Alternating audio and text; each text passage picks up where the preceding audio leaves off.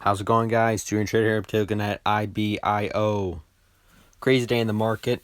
Recorded a video, realized it was recording, so I'll break down what I said here. Just support there at 165. Got a little downtrend. I guess you could say for the long run, it was a little bull flag. Out of the 5 days, it had the highest volume.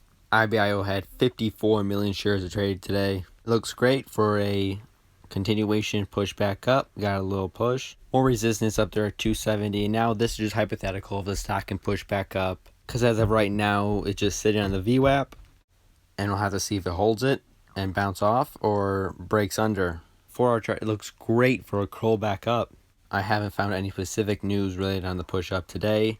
But hey, maybe tomorrow, or it's only Monday. Who knows about the rest of the week? I've traded this one in the past. I'm looking to get back in tomorrow if it can break VWAP. We'll have to wait and see. 54 million shares is not to be underestimated. I'm actually really excited about this one. It's a low float. Low float can move, as we all know. And if we can get a solid PR, we can easily see this back going up to $2 to $3.